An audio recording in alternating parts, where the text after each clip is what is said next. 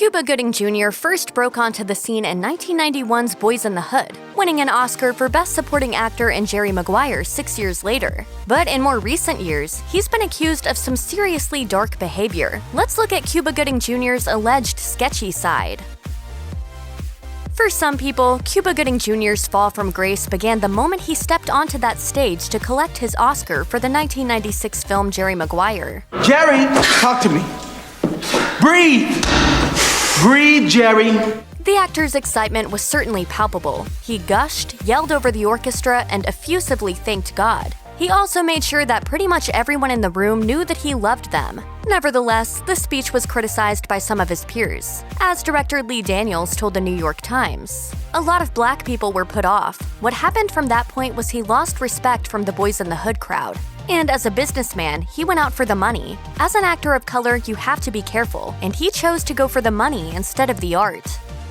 Following his Oscar win for Jerry Maguire, Cuba Gooding Jr. appeared in a whole bunch of middling fare. We're talking seriously forgettable flicks like Rat Race, Snow Dogs, and Chill Factor. As the New York Times points out, these films were generally eviscerated by the critics. Nevertheless, Gooding claims he chose these projects with the utmost care, telling The Guardian, "For me, it was always about protecting the sanctity of that golden statue, because I felt I needed to show people that I can do more, I can do better."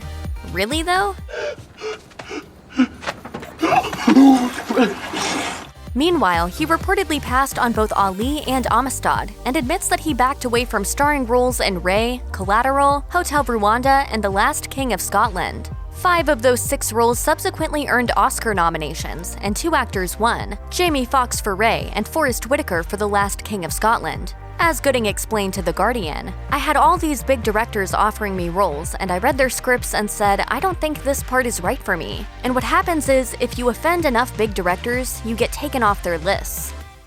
Unfortunately, Cuba Gooding Jr. has chosen more than a few films that could be seen as wildly offensive and deeply stupid. The first, and arguably the worst, is Boat Trip, an abysmal 2003 movie filled with gay panic jokes, gay stereotypes, and outright homophobia. You're abandoning me? What am I supposed to do? It's a luxury cruise. Not everything's gay-oriented.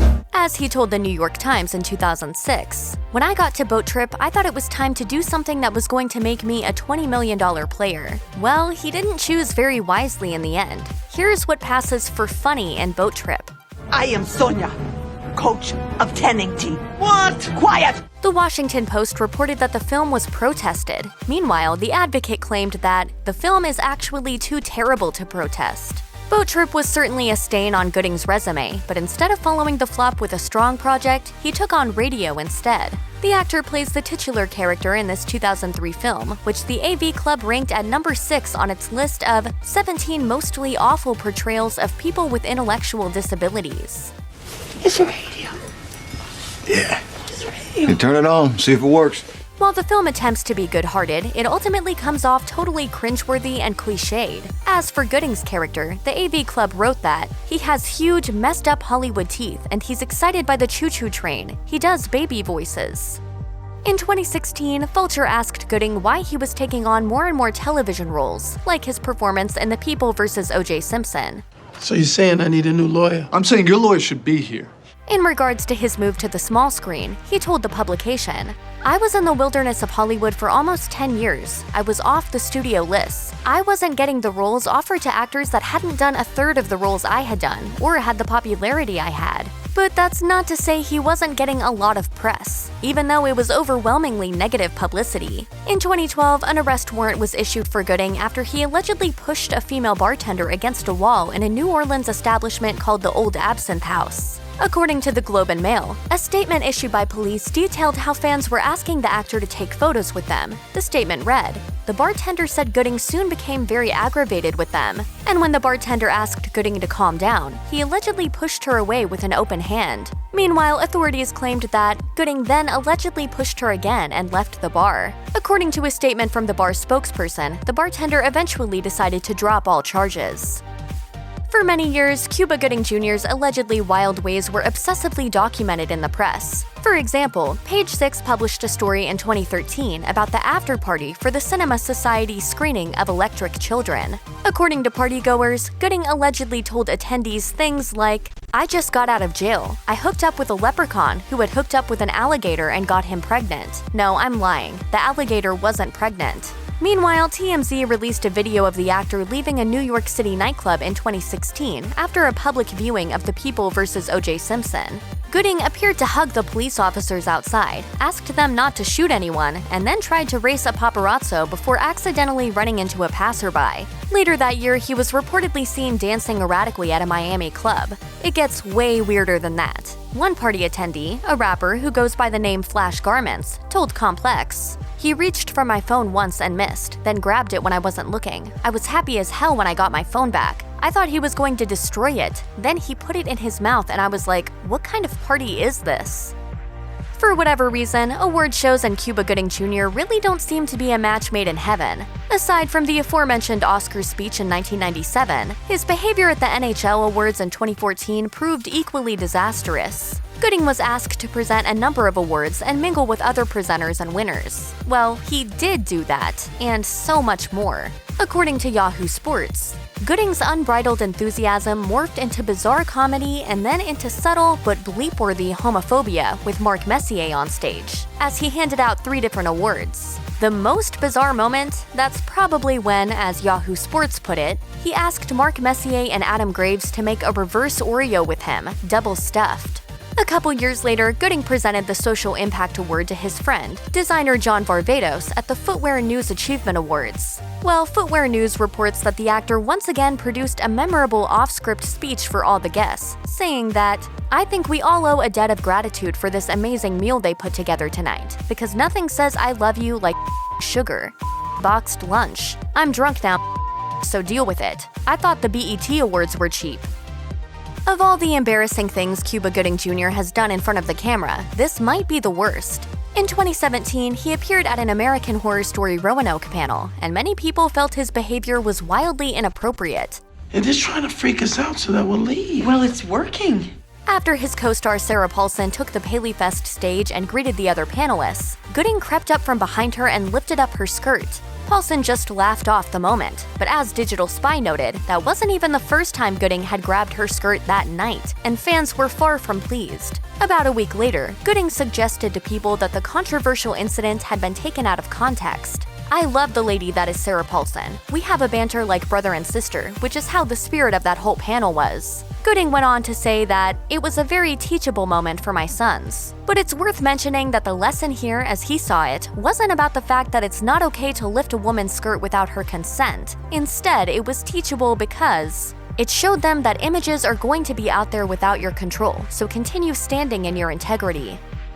Accusations of inappropriate flirting have long dogged the actor. According to a 2016 Page Six story, Gooding's idea of flirting at the Fontainebleau Hotel in Miami Beach consisted mainly of creeping the other guests out. One woman claimed, "He kept grabbing beers and kissing my sunburn. It was really uncomfortable."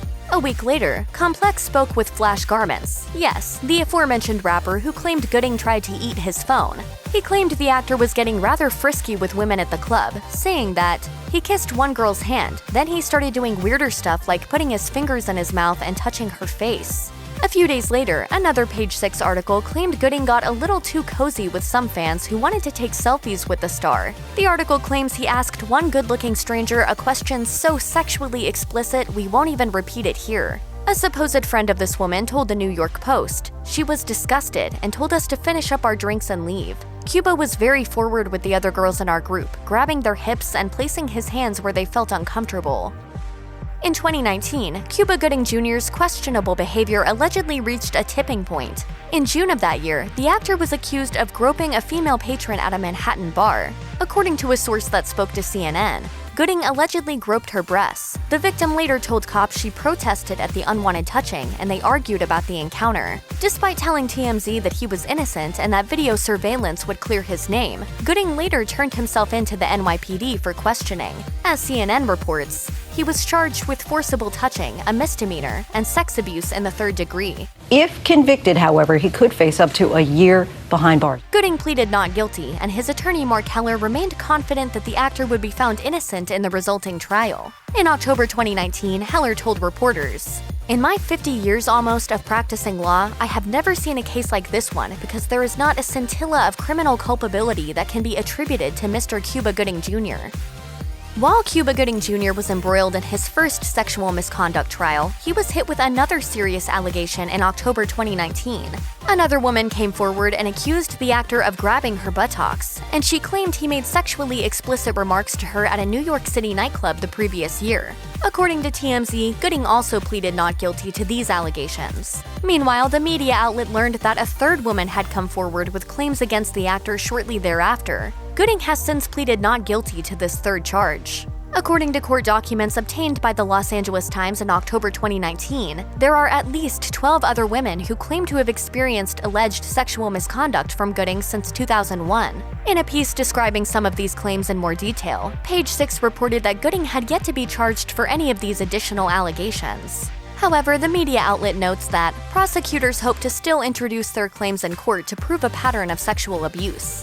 Outlining the alleged instances of unwanted touching and groping, prosecutors stated that the defendant's past behavior shows that he routinely approaches women while at bars or nightclubs with whom he has limited or no prior interaction and touches them inappropriately. Cuba Gooding Jr. could be facing a much more serious charge, perhaps a felony. It is all still unclear. Check out one of our newest videos right here. Plus, even more Nicki Swift videos about your favorite celebs are coming soon. Subscribe to our YouTube channel and hit the bell so you don't miss a single one.